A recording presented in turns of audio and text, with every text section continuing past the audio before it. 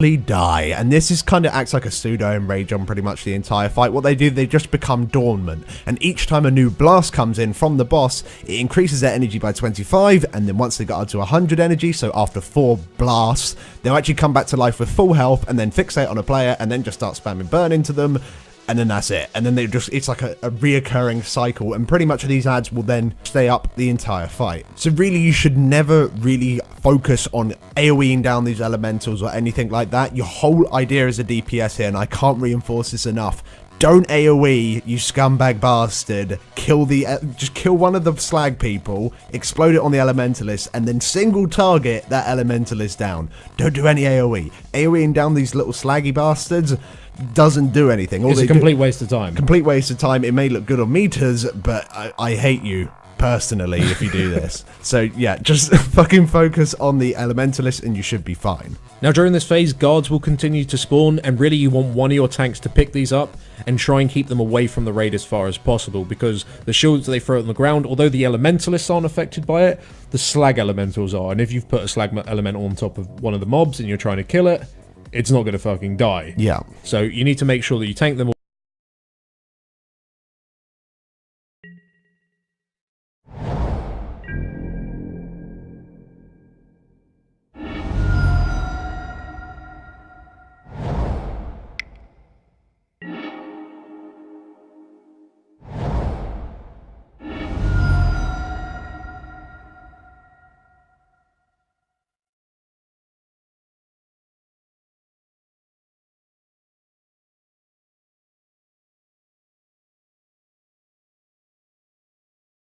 Away from the raid, and you should be fine. Now, just like the engineers in phase 1, you can also mind control these mobs. Again, this isn't really that worth. All it does is allow you to debuff on the slag elementals that increases the damage they take by 50% for 20 seconds, but it's not necessary.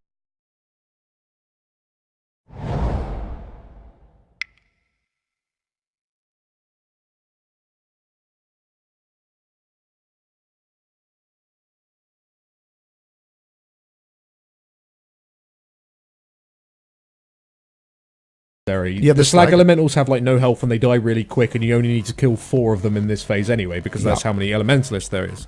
So use this at your own risk. If you want to use it, then you can, but the guards will get the same enrage effect. It's not a nice thing. We'd recommend that you don't use this. Now, one last ad actually spawns during this fight, and it's a brand new one called the Fire Callers. Now, they'll cast a heal called Cauterized Wounds that will heal a target for 20% of their maximum health. And if this happens on an elementalist, that's really bad news, because you probably won't be able to kill it within that one slag explosion, like, kind of time frame. So really make sure that you do interrupt this. It is interruptible to make sure it's like no.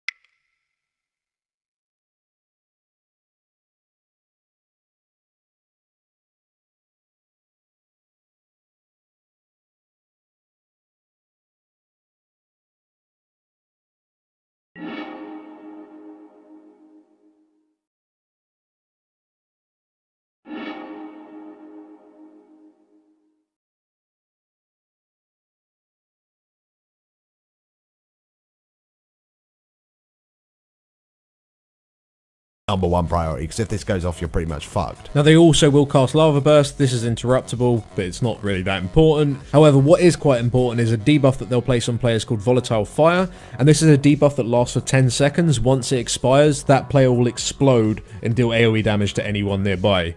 So following the theme of debuffs in phase 1, if you've got a debuff, get the fuck away from the raid. And also note, while these fire callers are up, they'll also instantly reanimate some of the slag elementals now and then. There's nothing you can really do about this, not a big deal, just let it happen. Now, the way that you kind of want to move through this phase, because you have to deal with these fire callers, you can't just ignore them and just hope that you have enough CC and all that kind of stuff to interrupt them. You do need to kill them, but of course you're trying to do the elementalist at the same time. So what we do is that we down an elementalist, so that elementalist is now dead. Then we'll kill any fire coolers that are active, as well as any like additional guards. If there's like more than 2 guards, then maybe we'll finish off the lower health one.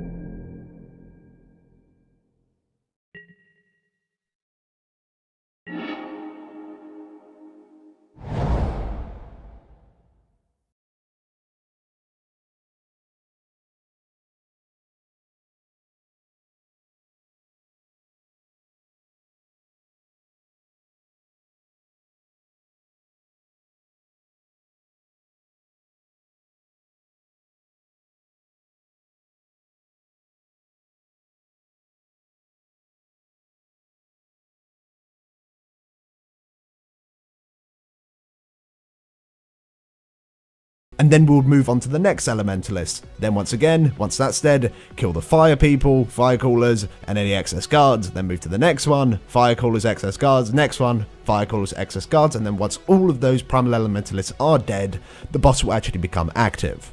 Now in phase 3, the boss will actually become active, and you'll be able to now start dealing damage to him.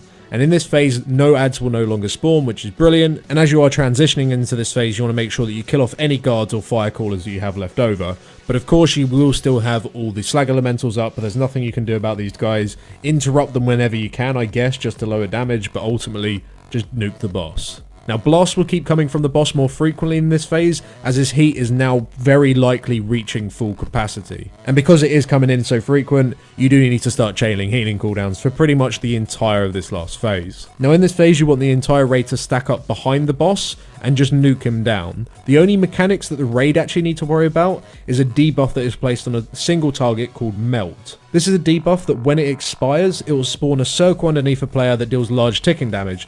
And then again, as all the debuffs in this fight, is pretty much got the debuff, get the fuck out of the raid. Yeah, exactly. This debuff does spawn a pool and it gets absolutely huge. It grows really quick, like 60 times faster than Defile and double the size. So yeah, make sure if you do have this debuff, you have around 4 or 5 seconds, just get the fuck out of the group, blink away, drop it off, and then come back. If you have any sort of huge damage reductions, you can actually stack pools on top of each other, which is pretty goddamn nice. It just gives you even more room. But one pool in melee or wherever, or right on top of the boss, means you need to move so much, and if a couple of those go off, you're just going to flat out run out of space. Now for your tanks to worry about in this phase is 2 debuffs. So what the boss will do is that he'll apply a debuff called Heat, and all this is just a stacking fire dot that deals damage every second for 30 seconds. Now every time Heat is actually applied to you,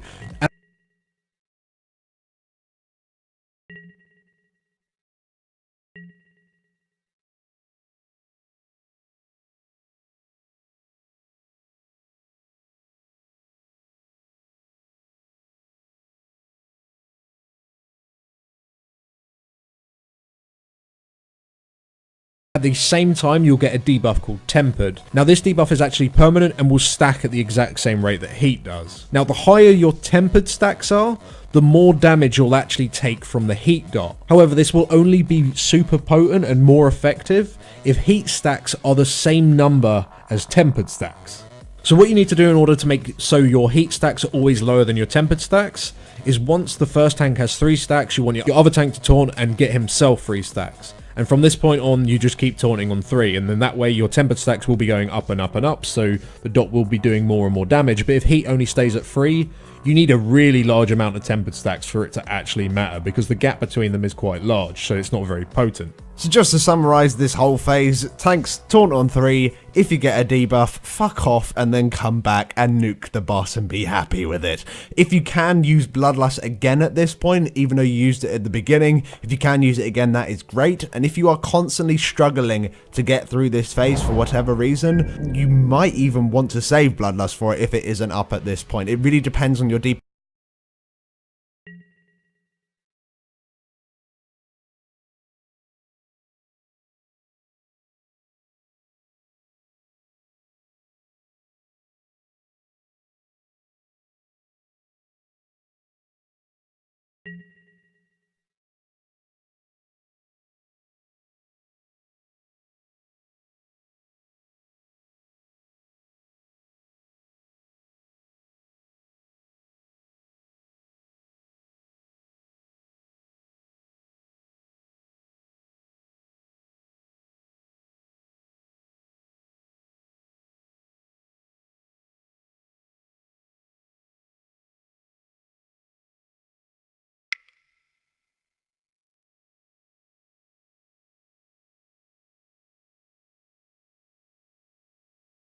FPS and your coordination, how quickly you can get into this phase. It could be at 8 minutes or it could be at like 11 minutes, so it really does depend. Over the course of our first week of doing this, in our different runs that we did, we had very varied results. So your times, depending on your composition, can be completely different. But yeah, just see where you want to use Bloodlust and you should be fine either way.